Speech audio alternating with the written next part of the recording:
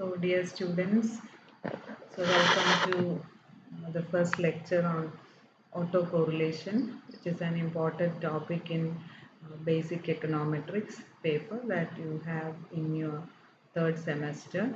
So, this paper, Basic Econometrics, will be dealt by Dr. Shija Esa, Professor of the Department of Economics, and myself.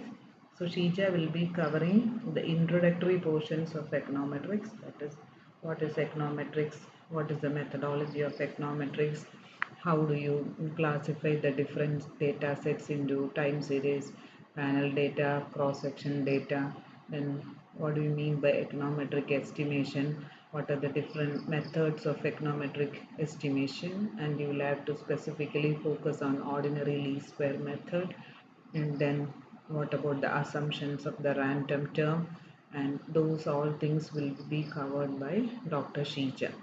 And then the third and the fourth module will be covered by myself. So I don't know if you are listening to this lecture tomorrow, how far it will be useful to you, I doubt. So my advice to you is that you can hear this lecture on autocorrelation after attending Professor Shija's lecture on introductory topics in econometrics. So please do, maybe you can just go through the whole thing tomorrow, but I am 100% sure that you won't get a concise understanding of the whole concept of autocorrelation. So better listen to Dr. Shija's talk, and later on you can listen to my lecture, and I would also like to have a live streaming session on autocorrelation when the studio and the camera is ready, because those things I will have to write on the board and explain to you. I think very soon we will have those facilities in the department. Till then, I'll be sending you this sort of audio lectures on the basis of the PowerPoint presentation that I have done. Okay, so coming to the topic autocorrelation, I'm sure that you are familiar with the word correlation. So what do you mean by correlation? Correlation refers to the degree or the nature of relationship between two variables. So if you say that you have an x variable arranged from x1 to xt, and you have another variable y which is arranged from y1 to yt, and when you try to find the relationship, the degree of relationship between these two variables, we say we are attempting to find out the correlation between these variables. In your degree classes, I know in the textbooks that you have studied, you have data on height of students and weight of students, and you are asked to find whether these two are related. So in economics, we have lots of variables which we say that are related. For example, your income, and suppose income is a variable y, and consumption expenditure is another variable x. And if you are trying to find out the relationship between income and consumption, you know that when income increases, consumption also increases. When income decreases, consumption decreases. We say there is a positive linear correlation between these two variables. So similarly, you know about the different degrees, the negative correlation, zero correlation, and the different methods of finding out correlation, of which the Pearson's correlation coefficient is the most important one, where you say that the correlation coefficient between two variables x and y, that is rxy, equals covariance of xy divided by standard deviation of x into standard deviation of y. So this is the normal formula that we use for correlation. Now here we are speaking about a different concept, that is autocorrelation. So you know what is the difference between biography and autobiography. When somebody himself or herself writes his own life story, that becomes autobiography. And when the life story of a person or the life of a person is depicted by another person, then it becomes a biography. So similarly, autocorrelation, when you use the word auto, it means something related to the self. So here it means that you have a series of observations. For example, x means the height of some 10 individuals in the class or 30 students in the third semester class. And if you are trying to find out how the variable, the different items of the variable, that is, if you have 30 observations, then you will say x1 is the height of the first person, x2 is the height of the second person, etc. xt may be the height of the 30th person. Now among these observations, what is the relation, or what is the degree of relationship among the members of observations in a same series? So if you have such a relation, then we say that the time series or the series that we are studying is autocorrelated. So autocorrelation may be defined as the correlation of members of a series of observations ordered in time or space. So this can be in two cases.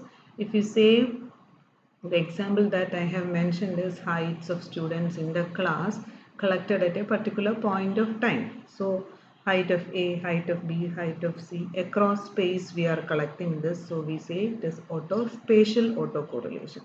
Similarly, you can have autocorrelation when you are using time series data also. Suppose I say the state domestic product of Kerala 1981 is this much, 82 is this much, and I have data set up to 2020, and if the data exhibits correlation within itself, that is, if you say x1 is related to x2 or x2 is related to x5 or x3 is related to x10, so in such relationship, if such a relationship exists, we say that the members of the series of observations are autocorrelated.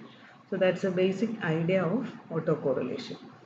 And an important assumption that we use under the ordinary least square technique. So ordinary least square technique is a technique that we use to find out the values of a particular relationship, and you will study this. If you are listening this for the first time, you will study this when Professor Shija takes her class. So if you have already heard it, now you know that an important assumption that we use under ordinary least squares is that the successive values of the random number or the random variable are independent. That is, the value which the random variable u assumes in any one period is independent of the value which it assumed in any previous period. When this assumption is violated, we have the problem of autocorrelation. Or in other words, you have been studying the classical linear model of regression, which is based primarily on the assumption of no autocorrelation. So it means that existence of no autocorrelation means that the random variable or the stochastic variable u that you have in the regression model is not correlated among themselves. That's the basic assumption. So with this basic assumption, we will discuss how in relation to the nature of autocorrelation in the regression context and the reasons for autocorrelation. So as I said, one important assumption of ordinary least squares is that the successive values of the random variable u are independent. That is, the value which u assumes in any one period is independent of the value which it assumed in any previous period.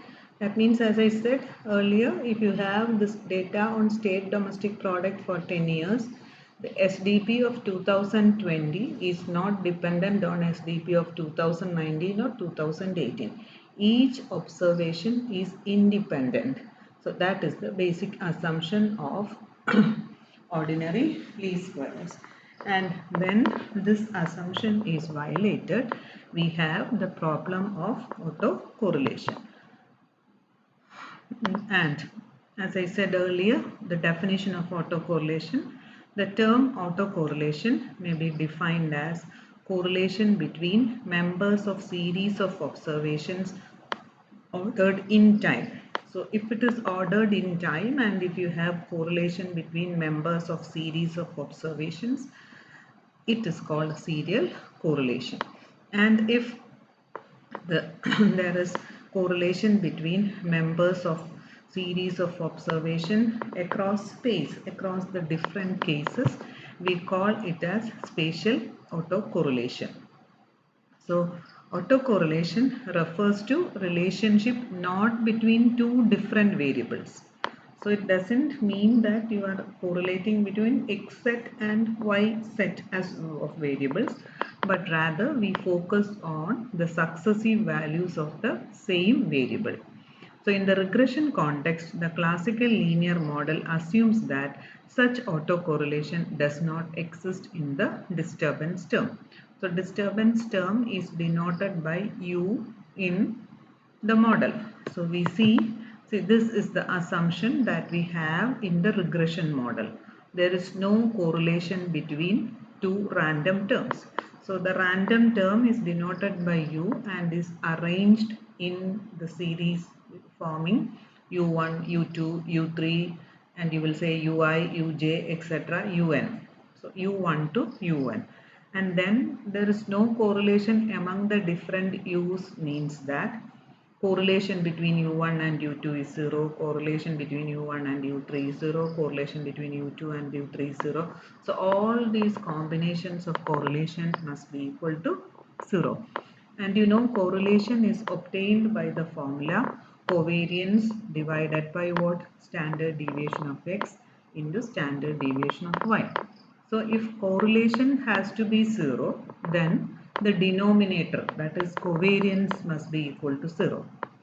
So that is why we say when there is no autocorrelation between the random terms, in general we will write it as covariance of two error terms or the disturbance terms denoted by U. That is covariance of, you denote two terms. In general form we denote it as UI, UJ.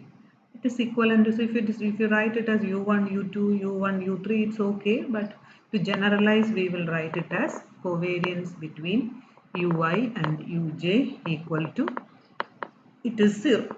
0. So how will you find out covariance between UI and UJ? How will you find out the covariance between X and Y?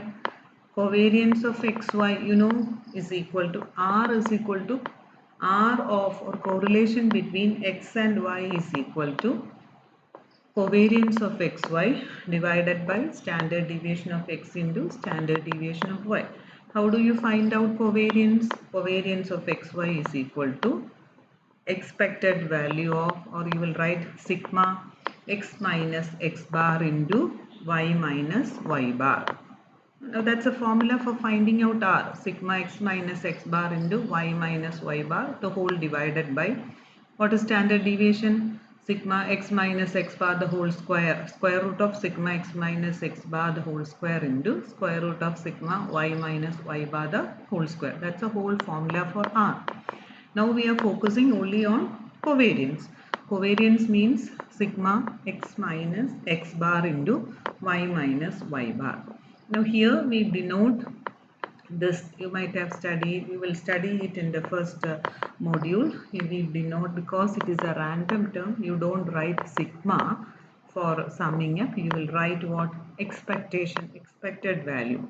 What is expected value of a random variable? Expected value of a random variable is its mean value. So if you want to find the average of a random variable, instead of writing x bar, you will, if it is a random variable, you will write expectation of x. So if you want to find y bar, you will write expectation of y. So here ui and uj are random terms. So if had it not been a random term, then you will write covariance of ui uj is equal to sigma u minus u bar into ui minus u bar into uj minus u bar.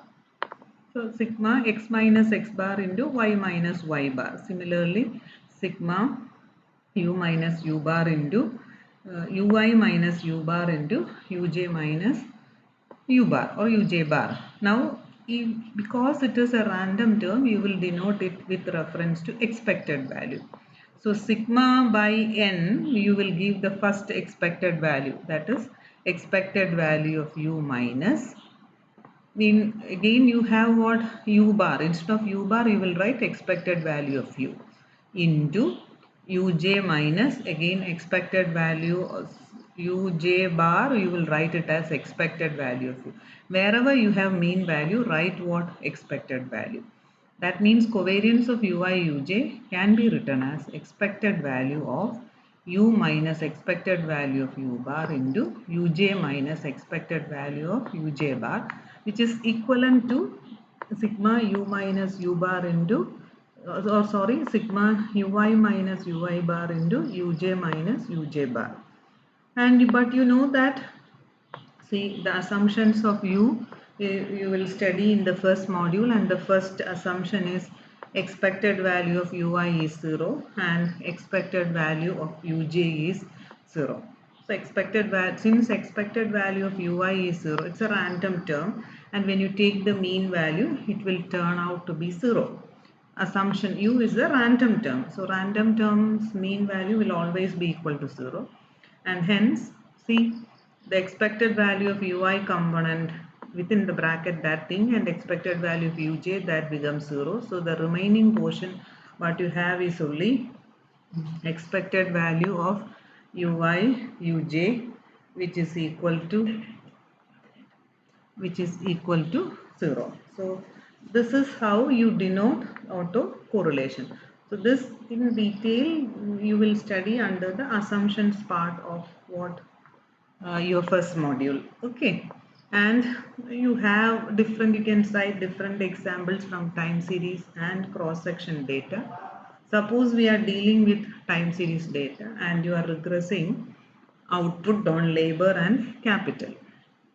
So see, you are taking the case of a firm total output, and the output as a function of the labor that is employed and the capital stock that is present there. And suppose that, so you are regressing y on what, x1 and x2, where y is the output, x1 is the labor stock, and x2 is the capital stock. And suppose there is a labor strike in one quarter, and you know what happens if there is a labor strike in one quarter, output in that quarter will be affected, we know that. But there is no reason to believe that this disturbance will be carried over to the next quarter. Okay, that is, if output is lower in this quarter because of the strike, there is no reason to believe that it will be carried over to the next quarter. So there we say that autocorrelation doesn't exist. Similarly, if you are dealing with cross-sectional data involving the regression of family consumption expenditure on family income, C on Y, the effect of increase on one family's income on its consumption expenditure is not expected to affect the consumption expenditure of another family. So these are cases. First is regressing output on labor and capital, and the labor strikes effect on output not being carried over to the next quarters is an example where you don't have autocorrelation in the time series. And similarly, the regression of consumption on income and the effect of family income on the consumption expenditure of one person is not spreading to other families. We say that we don't have autocorrelation there, that again in the case of cross-section data. However, if we have such a dependence, we say we have autocorrelation, and the autocorrelation is symbolically represented as expected value of ui uj not equal to 0. That is, there is correlation or there is covariance between these two. And then what do you say? We will say that the disruption caused by a strike this quarter may very well affect output the next quarter, or the increase in consumption expenditure of one family may very well prompt another family to increase its consumption. We have studied the Duesbury effect, that is, if you want to keep up, now people are, suppose people are operating under the Duesenberry law, that is we are trying to keeping up with the Joneses. So in such case, if and increase in income of one family will increases the consumption of that particular family, the other families, even if their income remains constant, they will increase their consumption so as to keep up with the Joneses. Now in that case we say that there is auto correlation. So and this is the introductory part of the of the concept of autocorrelation.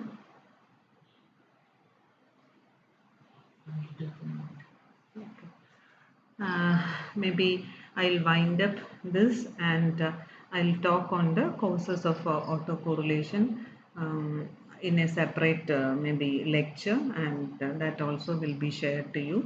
So please listen. We were discussing on the nature of autocorrelation and the reasons for autocorrelation. We will continue, and the ordinary least square technique of estimation that we use in econometrics is based on several assumptions, and the assumptions are expected value of u is equal to 0, that is expected value of the random term is 0, expected value of ui uj equals 0, that is the random term is not autocorrelated. Now we have other assumptions. So we are focusing on the second assumption, that is the successive values of the random variable u are independent. That is the value which u assumes in any one period is independent of the value which it assumed in any previous period. When this assumption is violated, we have the problem of autocorrelation. And autocorrelation may be defined as correlation between members of series of observations ordered in time, then we have serial correlation, or space, then we have spatial correlation. It refers to the relationship between, not between two different variables, but between the successive values of the same variable. And in the classical linear regression model of econometric estimation, we assume that such autocorrelation does not exist in the disturbance term. That is, covariance of ui uj equals expected value of ui minus expected value of ui into uj minus expected value of uj. And because expected value of ui and expected value of uj are 0, we will write expected value of ui uj equals 0. So examples from time series and cross section, regressing what labor, output on labor and capital, and consumption on income. And if it is not carried over to another person or to another time, we say there is no autocorrelation. But if we have such dependence, we say that is we have autocorrelation, that is covariance of ui uj not equal to 0. Okay, so don't get worried. I know this is a new subject that you are discussing, and definitely I need to write this and do those exercises or those proofs on the board.